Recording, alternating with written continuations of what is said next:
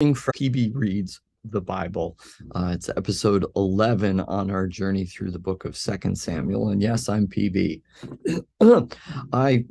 Today for you is Tuesday. For you, it's Tuesday morning at 9 o'clock. Well, if you're watching this live. But actually for me, it's Monday afternoon. It's 2:13 on Monday afternoon. I forgot that on Tuesday morning, I have two meetings. I have a meeting at 8:30 out in Marion.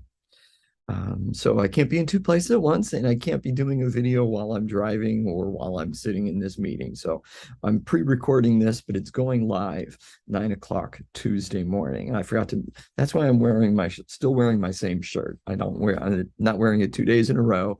I'm just doing two sessions of this in one day. So thank you for your understanding, my friends. But just because I'm not live with you doesn't mean I'm not with you, and doesn't mean you shouldn't check in. Go ahead and use the comment section to say hello, to say good morning, whether you're watching at 9 o'clock on Tuesday morning or 2 a.m. Wednesday morning, whatever. Go ahead and check in and use the comment section to say hello or to ask questions or comments about things, because I will be going in later today, Tuesday, to see what might be going on in your lives. Oh, and same for that. Go ahead and let me know what kind of things you want me to be in prayer about, what you want us to be in prayer about, because that's the other thing there. Even though I'm not live with you, some others might be, and you can keep each other surrounded in prayer in that way. All right. But since I only have a half an hour, they only give me a half an hour to record and post a recording. I only have a half hour. And chapter 12 is a pretty big chapter, so we're going to just jump into this pretty darn quick. Tomorrow will be regular time. I don't have anything going on tomorrow morning to interfere with us going live. So see you on Wednesday at 9. But let's go to chapter 12 of Second Samuel, and I'll be actually reading the last part of chapter 11, the last few words of chapter 11 to connect in. But the thing that David had done was evil in the eyes of Yahweh. And Yahweh sent Nathan to David. He came to him and said to him, "There were two men in a certain city, the one rich and the other poor. The rich man had very many flocks and herds, but the poor man had nothing but one little ewe lamb, which he had bought. He brought it up, and it grew up with him and with his children. It used to eat of his meager fare and drink from his cup and lie in his bosom, and it was like a daughter to him. Now there came a traveler to the rich man, and he was loath to take one of his own flock or herd to prepare for the wayfarer who had come to him. But he took the poor man's lamb and prepared that for the guest who had come to him. Then David's anger was greatly kindled against the man. He said to Nathan, "As Yahweh lives, the man who has done this deserves to die. He shall restore the lamb fourfold because he did this thing and because he had no pity." Nathan said to David, "You are the man.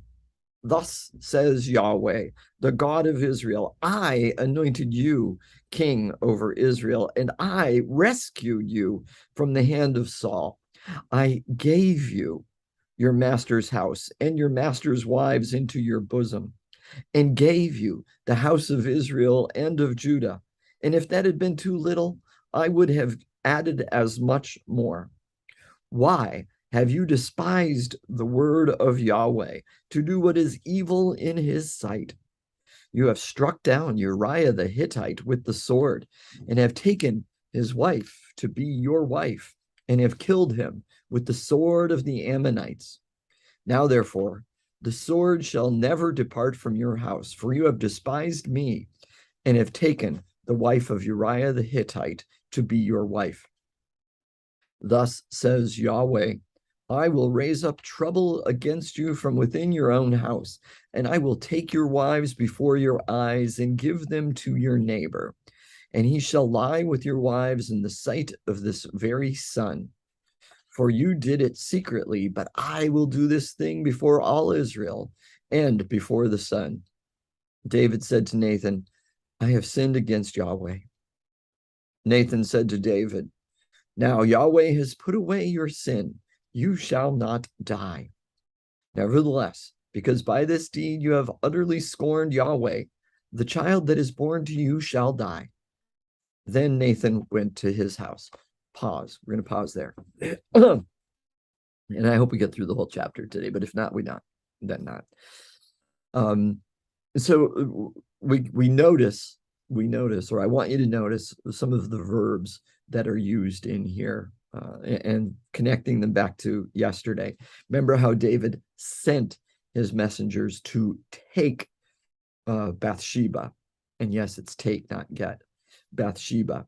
Here we have Yahweh sending Nathan to David, but not to take David, but to speak to him. So there's a difference. We're seeing the same verbs, some of the same verbs, but we're also seeing contrasting verbs.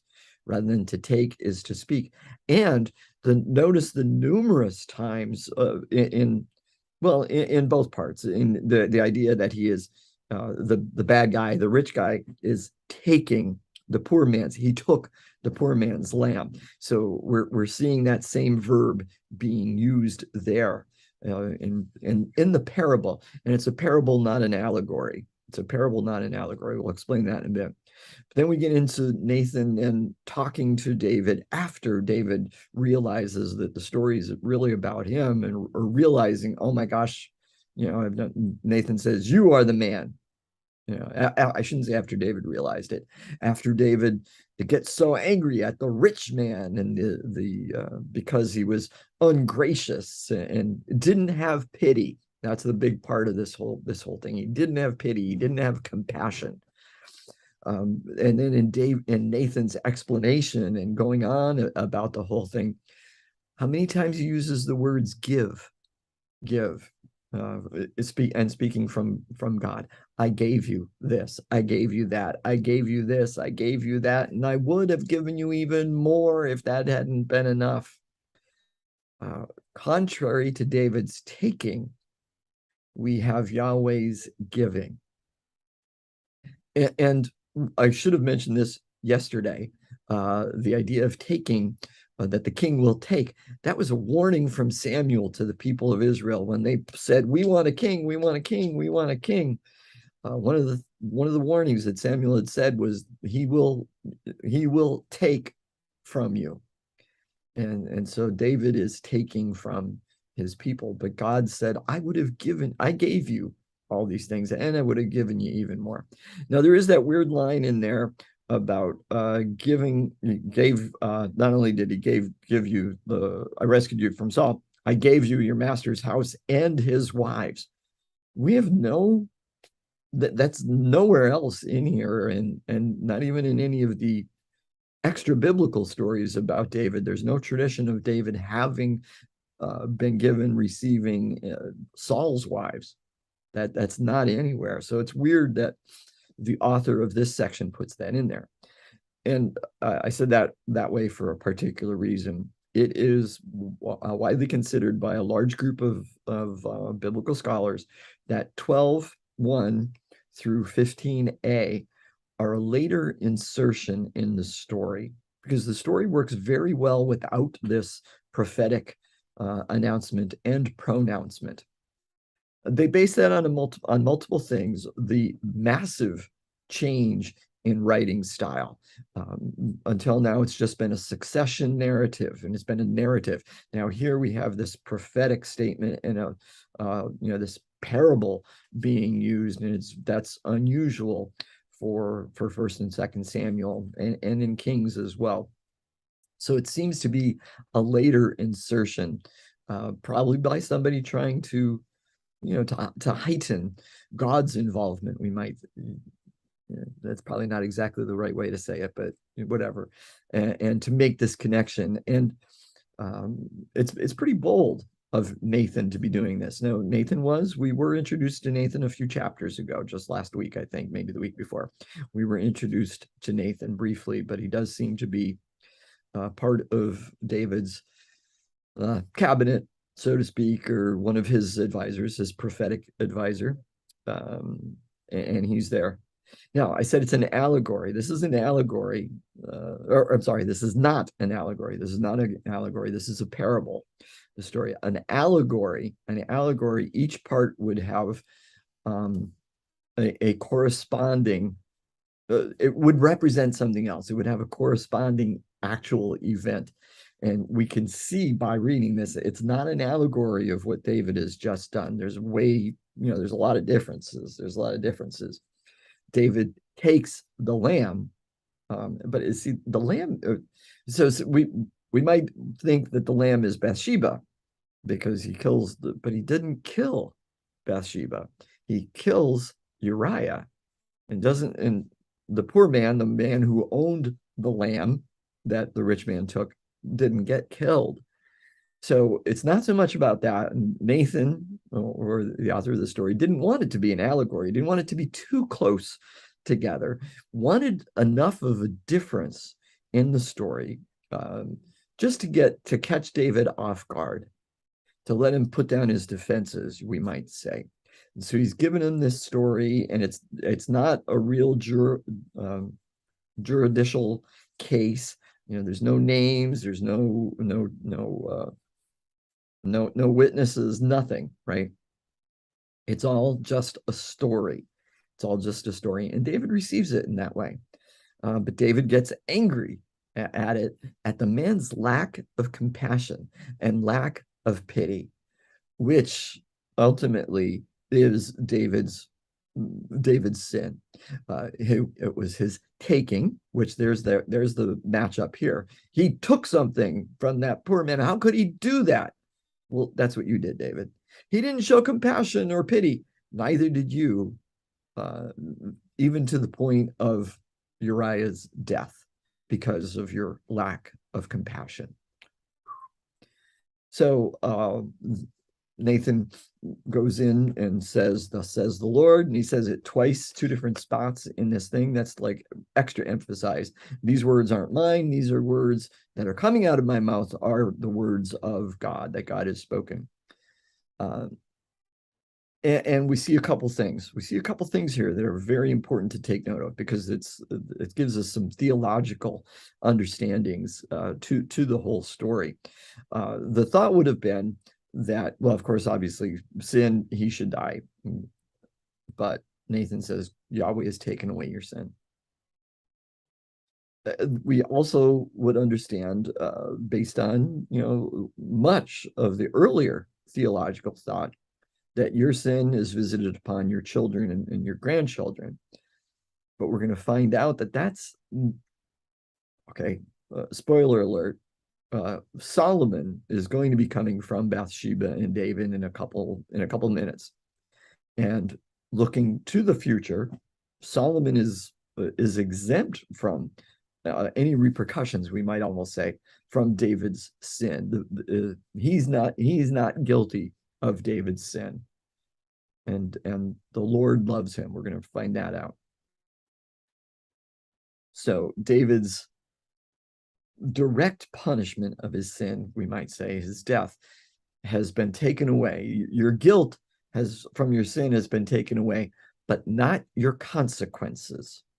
That's what the rest of this is. We should read these things as consequences.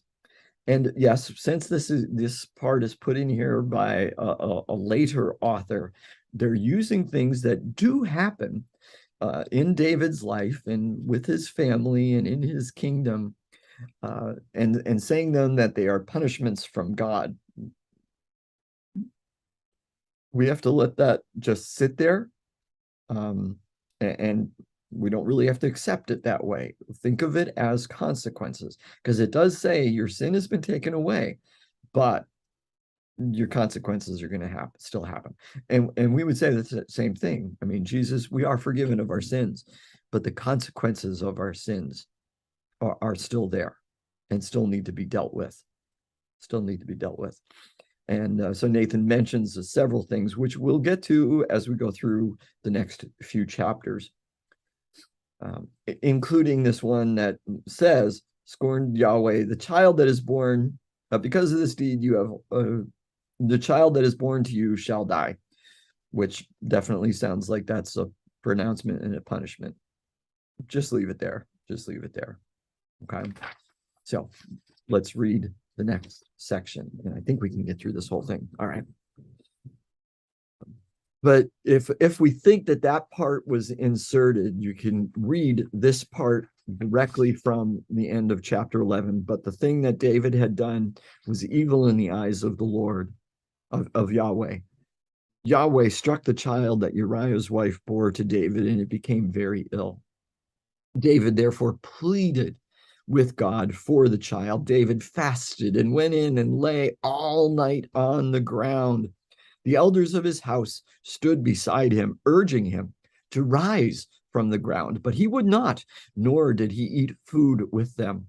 On the seventh day, the child died.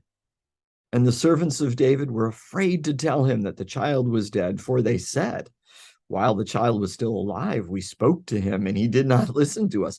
How then can we tell him the child is dead? He may do himself some harm."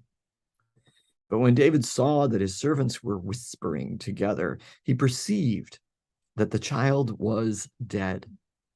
And David said to his servants, "Is the child dead?" They said, "He is dead." Then David rose from the ground, washed, anointed himself, and changed his clothes. He went into the house of Yahweh and worshipped. He then went to his own house, and when he asked, they set food before him, and he ate. Then his servants said to him, "What is this thing that you have done? You fasted and wept for the child while it was alive. When the child died, you rose and ate food." He said, "While the child was still alive, I fasted and wept. For I said, who knows? Yahweh may be gracious to me, and the child may live. But now he is dead. Why should I fast? Can I bring him back again? I shall go to him, but he will not return to me." Then David consoled his wife Bathsheba and went to her and lay with her, and she bore a son, and he named him Solomon. Yahweh loved him and sent a message by the prophet Nathan. So he named him Jedediah because of Yahweh. Pause. Jedediah means loved of the Lord or beloved of Yahweh, loved of Yahweh or beloved of Yahweh. I think this is the only time that we see that name used. So it would seem to have been a private name for Solomon versus Solomon being the name he would use as king. That would be his official name, Solomon, but in private, his name was Jedediah. That's what it seems. So no, we might not think there's much wrong with what David does here, and we might not be so. We might wonder why are the servants so weirded out by what David did? But the proper thing to do, the regular thing to do, the regular way to do things was while your child was sick, life goes on, you eat. It's only after the death that you would fast and mourn and not bathe and throw ashes on yourself and et cetera, et cetera, et cetera. And David does things the exact opposite. He mourns while the child is alive. He fasts while the child is alive. He cannot be consoled while the child is alive. And when the child is dead, he immediately reverses everything. We see the verbs in verse 20 are quick and repetitive and powerful. He rose, he washed, anointed himself, changed his clothes, went and worshiped, went to his house, asked for food and ate. Wow, all those verbs in there in that one verse. all kind of things.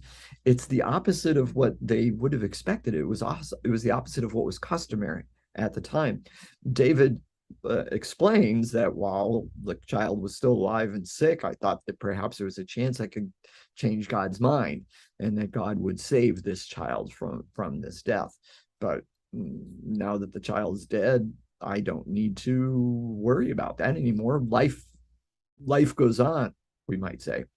Life goes on. And so he returns to what his daily routine would have been. So he seems to have accepted everything. I should have said this earlier, when we were talking in verses 1 through 15, how quickly David recognized his sin when Nathan begins to tell him, you're the man, and goes through all that very quickly. David doesn't fight with Nathan or anything. He just very quickly says, I have sinned. I have sinned before Yahweh.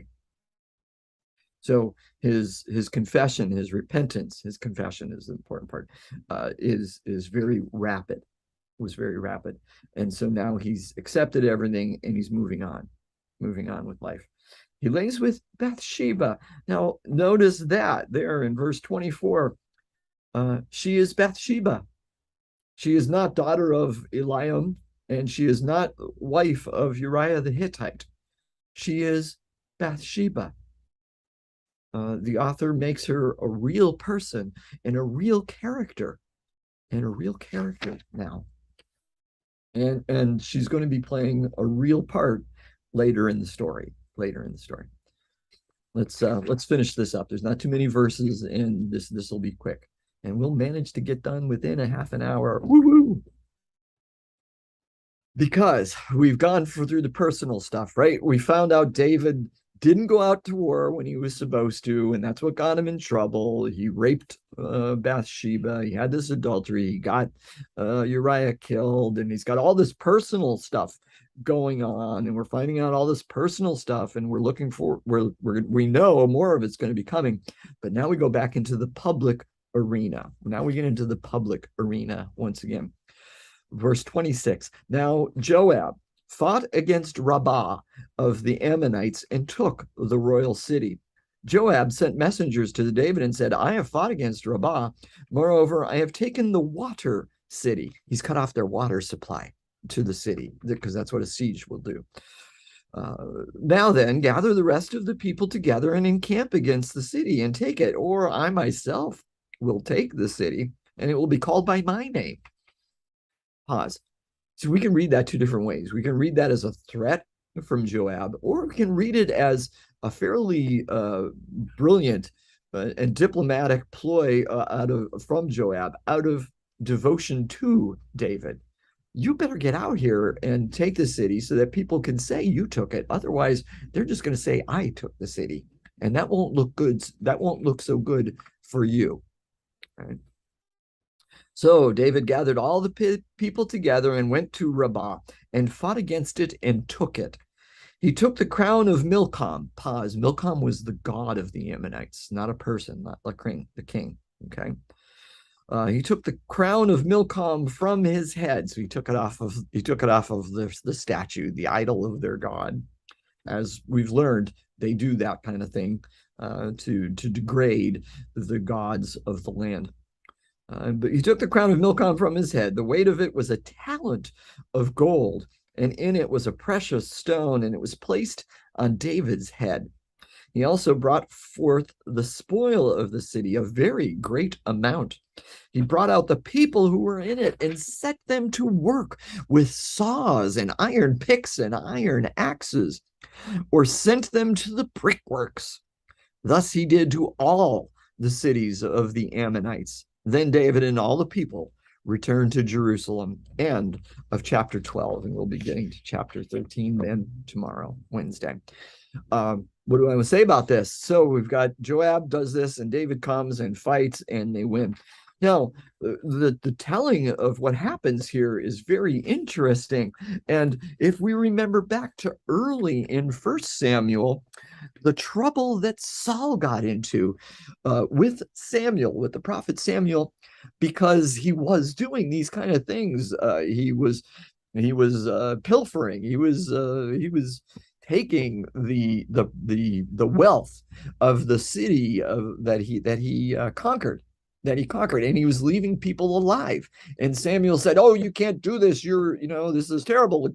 God will tear your kingdom away from you." David seems to be doing the exact same thing. What's different? Well, what's different is Samuel's not around. Samuel was a representative of tribal Israel, and the tribal ways are gone. The tribal ways are gone. Now is the time of the kings. Now is the time of the kings. And